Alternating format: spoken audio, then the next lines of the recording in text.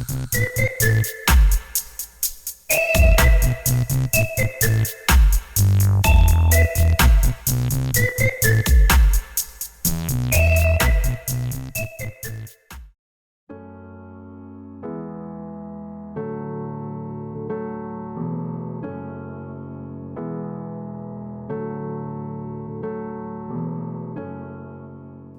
to Yaz.life, and my name is Yaz. So today we're looking at the drama triangle.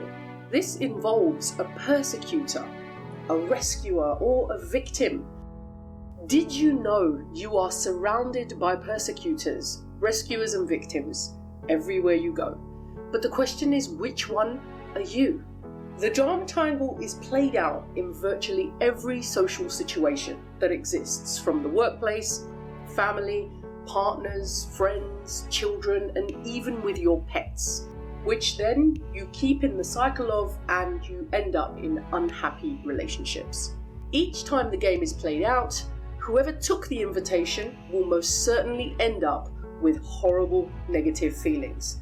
That is not to say that the one who invited you to play the game is also not going to feel the same, but as you'll find out in a moment, this was their intention. Unconscious, of course. So again, as usual, only covering the bare basics. If I went into this in detail, it would be a very long video. Let's cover the basics of a drama triangle. If you would like to find out more, then the drama triangle is associated with transactional analysis and developed by a man called Stephen Karpman, who was a well-respected psychiatrist. What is the drama triangle? The drama triangle is a dysfunctional interaction. That's the best way to understand it. It's a way of interacting extremely dysfunctionally. Now, it's a game that people play. You can have groups of people playing it. You can have just two people playing it, but you need at least two people. One person cannot play this game on their own. They could if they were talking to themselves considerably often and arguing with themselves, which I'm sure we've all seen at least a couple of people like that. But let's say for everyday life, the game has to be played with a minimum of two people. The aim of the game is called the payoff. The payoff is this very negative, uncomfortable feeling that the individual who took the invitation of the game will most certainly feel at the end.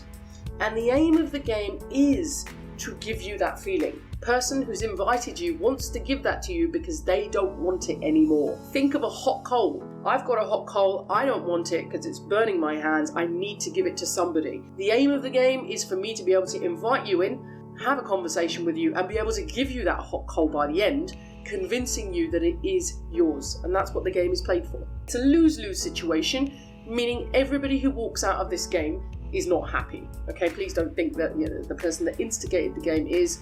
No, they're not. And the aim of the game is for the person who invited you, the instigator, to receive negative recognition. I will talk about negative recognition in further videos. There is always an instigator, and there is always somebody who will take up the invitation.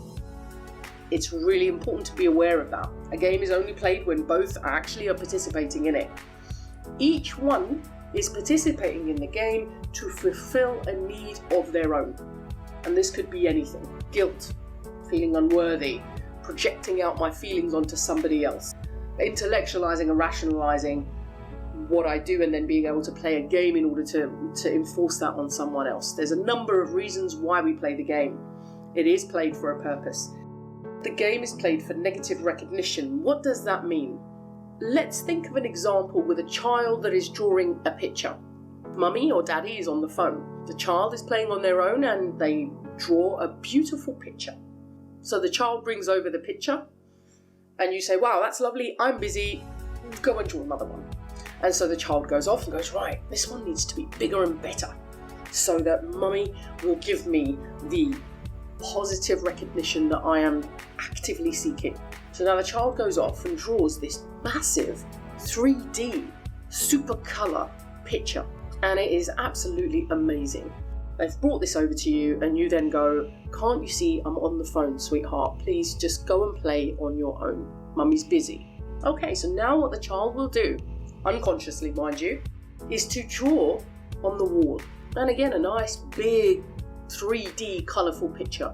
At that point, Mummy looks over on the wall and goes, "Oh my God, I cannot believe what you've done," gets off the phone and then does whatever mummy or daddy is going to do when their child is drawn on the wall.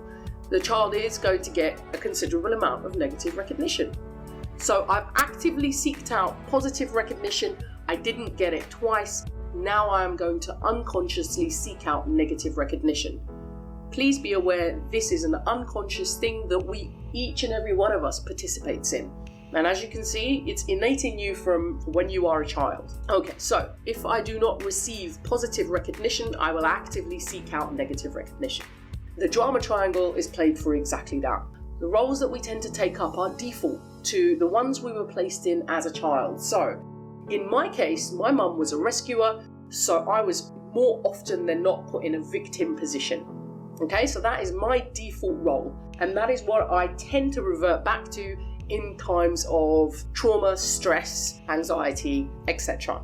If a family has had a trauma of some kind, so there is a family member or family members that have suffered from addictions or diseases or horrific accidents, then this will exaggerate the frequency, the duration and intensity of the games that are played. Okay, so all these things are taken into account, but today's video is about you understanding the basics of a drama triangle, the roles that we take up, why we take up those roles, and how we can move out of playing this game. We'll start with what the drama triangle actually looks like. So as you can see here, the happy and sad face, we've got a persecutor at the top to the left, we've got the rescuer to the right at the top, and then we have the victim at the bottom. Now the drama triangle is set out in this way because the persecutor is in a one-up position, the rescuer is in a one-up position, and the victim always comes from a one-down position, a disempowered position, as opposed to the persecutor and the rescuer who see themselves as empowered and able to rescue or talk down to and persecute others. So the victim is always at a one-down position. So let's have a look at the roles of each person and the characteristics that you would see in these roles. A persecutor has a tendency to talk down to others.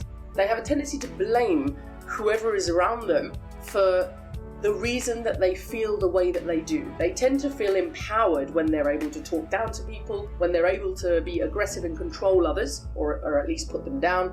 They see themselves as being direct. They often use aggression, but can be quite passive-aggressive in behaviour. Okay, so obviously blaming others can be quite passive-aggressive. It can also be aggressive. Behaviour types we will look at later. The rescuer, as the name quite aptly describes, is one who likes to save others, to rescue others. Please be wary that the rescuer is not a selfless role to be in. The rescuer is actually a part of the defence mechanism called altruism, which is one that is, if I save and fix everything outside of me, it will enable me to not have to feel the feelings that I feel about me. So altruistic behaviour is one that a rescuer often utilises. So a rescuer is rescuing others so that they feel worthy. Okay, they feel like they are doing good in the world. As I said, it's part of an altruistic defence mechanism, and usually a rescuer tends to be passive, aggressive or passive aggressive, and they can be quite sensitive. So if it's somebody passive, then they will most certainly be somebody quite sensitive. So these are the attributes and characteristics that you tend to get with these types of people. The victim, on the other hand, sees themselves as in a very passive position, which is, I'm helpless, I am unable to take responsibility for myself, for my life, for my actions. They often feel extremely disempowered, and they are usually passive or passive aggressive. They tend to be quite sensitive. But remember, somebody aggressive can move into a victim position, but they tend to be there for a very short space of time, aggressively manage that, and then move over to a persecutor type place. So let's look at an example of a game being played out in front of you. So like I said, everywhere you go, everything you do, you will most likely be seeing some kind of game being played out. Now, I'm going to give you a very easy, basic one. Most people have seen or been a part of this game. So you go to work and you've lost a considerable amount of weight, and you've now moved down in your sizes of clothes, and this is the first day that you've walked in, and you've walked in with your new clothes and you're feeling great. So the person that sits on the desk opposite you comes over and says, "Oh, my God, you look amazing. How did you do that? You've lost loads of weight and you look great, and oh, you must be at least a size 10 now. And you get all of that stuff added with it. And then you're like, I did. What did you do? I did this particular diet, or I undertook an exercise program, or whatever it is that you did. So the person then says to you, oh my God, I tried that, but it didn't work. And then you go, yeah, but you know what you need to do is this. And they go, yeah, but I've got kids, and so I can't actually do that, or I don't get time to do that, or I don't have the money to do that, or I just don't end up having the energy to do that. And you say, yeah. Well, you know what you could do? Why don't you try this? Because this worked for my friend. And then they look at you and go, yeah, but... And then you hear a spiel about why that's not going to work. Now, we carry on round and round to the point that you go, oh, okay. And then they turn around and go, oh, forget it. Well, obviously it works for you, but, I just don't seem to be able to do things like that, or I'm just really unlucky. At that point, you walk away and go, oh, God, and you now feel crap. They also walk away and feel crap, but in a very different way.